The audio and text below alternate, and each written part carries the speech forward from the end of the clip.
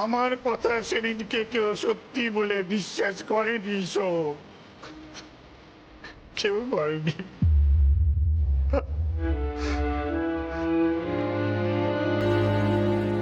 আটপুরে সত্যি রসালো মিথ্যের আড়ালে না চিরকাল চাপা পড়ে থাকে।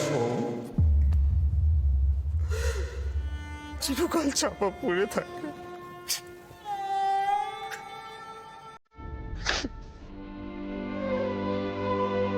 সোম,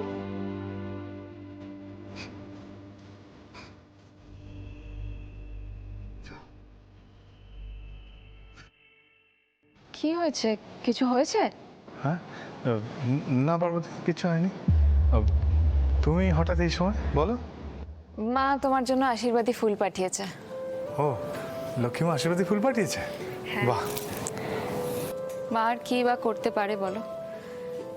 সারাটা সকাল তোমার জন্য প্রার্থনা করেছে যাতে তোমার কোনো বিপদ না হয়।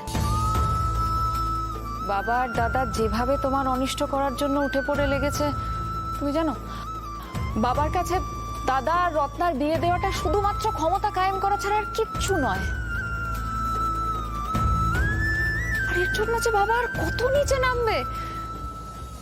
তুমি তুমি জানো ওরা কি করেছে? তুমি জানো তোমার ফেলে দেওয়া কার্ডগুলো ওরা সারা গ্রামে ছড়িয়ে দিয়েছে, সারা গ্রামকে নেমন্তন্ন করে দিয়েছে। তোরা এগো, আমি আসছি।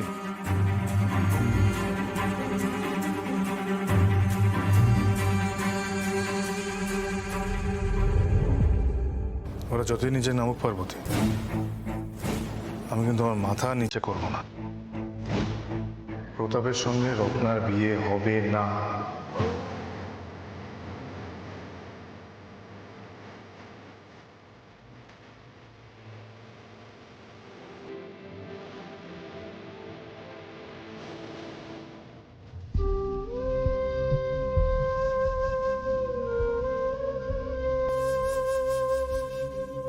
তুমি শুধু এই মনের জোরটা হারিও না সোম।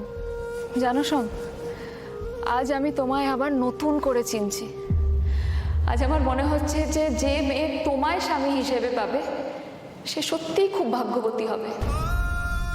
সে প্রকৃত অর্থে একজন পুরুষ পাবে যে ভালোবাসার সামনে মাথা নোয়ায় কিন্তু অন্যায়ের সামনে বুক চিতিয়ে দাঁড়ায়। আমি তো চেয়েছিলাম পার্বতী, আমি চেয়েছিলাম সেই মেয়েটা যাতে তুমি হও, কিন্তু চাইলে তো আর সবকিছু পাওয়া যায় না। যেমন তুমি।